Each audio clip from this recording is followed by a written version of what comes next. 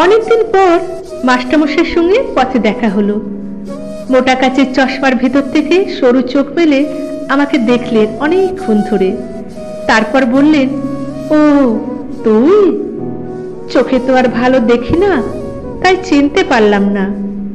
নিচু হয়ে পায়ে হাত দিয়ে প্রণাম করলাম। মাস্টারমশাই বুকে টেনে নিলেন।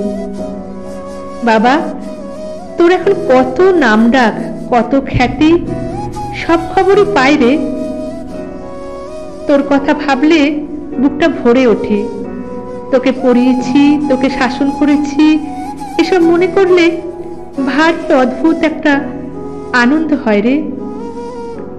মাস্টারমশাইয়ের অশক্ত শরীরে চোখে মুখে সত্যি একটা খুশির আলো জ্বলজ্বল করে উঠল। জিজ্ঞাসা করলাম, স্যার আপনি ভালো আছেন তো? ওই চলে যাচ্ছে আর কি, বয়স তো হলো, শরীরটা তাই। এখন পড়ান স্যার?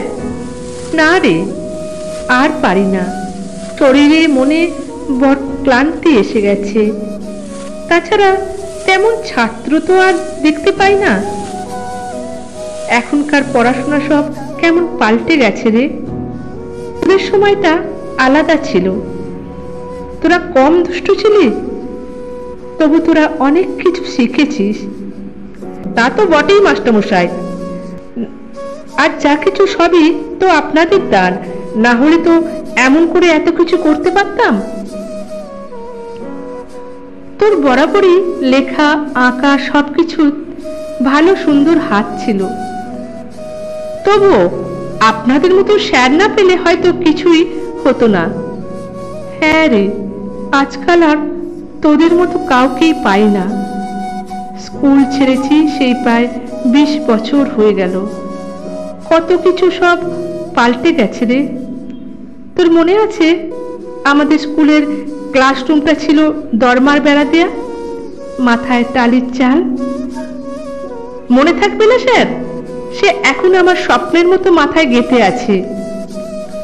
ওই অন্ধকার ক্লাসরুমে ওই চৌবাচ্চা ভর্তি মাটি, তাই হাতে নিয়ে আমাদের দস্যিব না, আর ঠেলা কেমন অনায়াসে পেঁপে পটল আলু হয়ে উঠত আপনার হাতের ছোঁয়ায়।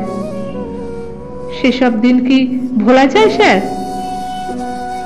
না না, আজ আর সেই স্কুল নেই রে।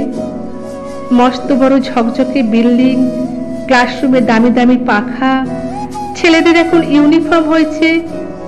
স্কুলে বাসে চেপে তারা আসে, তাদের পোশাক আশাক ব্যাগ কত আধুনিক, কত দামি। আমি তো হেঁটেই যেতাম, বন্ধুরা যারা একটু দূরে থাকতো তারা অনেকেই সাইকেল নিয়ে আসতো। না রে, এখন আর সেদিন নেই। স্কুলের পাশেই তো বাড়ি আমার, দেখতে পাই মস্ত মস্ত বাসে করে দামি দামি প্রাইভেট গাড়িতে চেপে ঝকঝকে পোশাকে স্বাস্থ্যবান সব ছাত্র। ছবিটা পাল্টে গেছে রে। তোদের কত বকেছি, বেদ দিয়ে কত মেরেছি, কত কান মুলে দিয়েছি, নীলনাউন করে দিয়েছি। হ্যাঁ স্যার, ভাগ্যিস শাস্তি দিয়েছিলেন, তাই না বাদর থেকে কিছুটা মানুষ হয়েছি। এখন আর সেদিন নেই রে। শিক্ষকরা এখন আর বকেন না, মারা তো দূরের কথা। তোর মা বাবাও তো দুষ্টুমি করলে বকতো, তুই কি থানা থেকে পুলিশ নিয়ে আসতিস? এখনকার বাবা মারা পুলিশ ডাকে, হম্বি তম্বি করে, তাই শিক্ষকরা বেত ফেলে দিয়েছেন জঙ্গলে।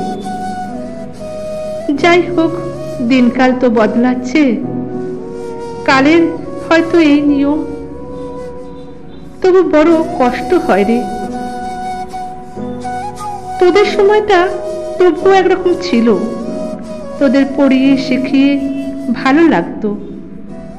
আজ আর ভালো লাগে না। স্যার, এখন তো কত নাম্বার পায়, স্টার পায়, স্ট্যান্ড করে ছেলেরা। ধুর, ওসব ছাড়তো, নম্বর স্টার সব ধাপ্পাবাজি, মধ্যবিত্ত উচ্চাকাঙ্ক্ষী বাবা মাকে দেয়া ধাপ্পা। যাক স্যার, এসব কথা। আপনি ভালো থাকবেন, সাবধানে থাকবেন। আর আমাদের থাকা। বয়স তো কম হলো না, এবার যাবার পালারে। না স্যার, ও কথা বলবেন না। এখন যখন ভাবি মাথার উপরে আপনি আছেন, আপনারা আছেন, মনে মনে অনেক জোর পাই, ভরসা পাই। আমি আর জোর পাই না রে। একদিন এক সকালে এক ছাত্রকে জিজ্ঞাসা করলাম, হ্যাঁ রে, তোর বাবার নাম কি? কি বলেছে?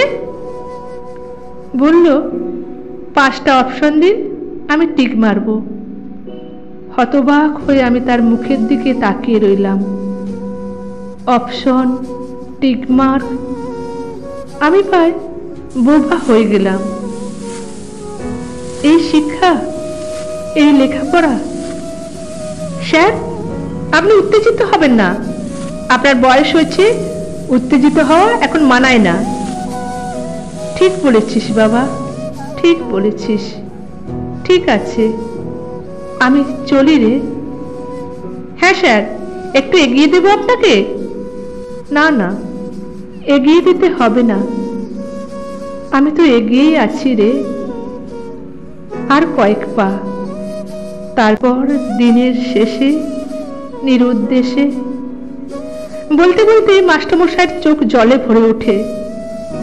একটা রিক্সা ডেকে স্যারকে বসিয়ে দিলাম। রিক্সাওয়ালাকে বলে দিলাম ঠিকঠাক বাড়িতে পৌঁছে দিতে। রিক্সাটা চলতে শুরু করলো, ধীরে ধীরে, দূরে, আরো দূরে।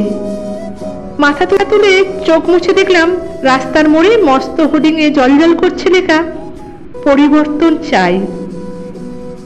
ভাবলাম, পরিবর্তন তো কবেই হয়েছে, হয়েই চলেছে। ধন্যবাদ। ভিডিওটা ভালো লাগলে আমার চ্যানেলটা সাবস্ক্রাইব করে বেল আইকনটা পুশ করে দেবেন, কারণ পরবর্তী সুন্দর সুন্দর গল্প বা কবিতা আপনাদের কাছে নিয়মিত পৌঁছে যাবে। আবার দেখা হবে। ভালো থাকবেন।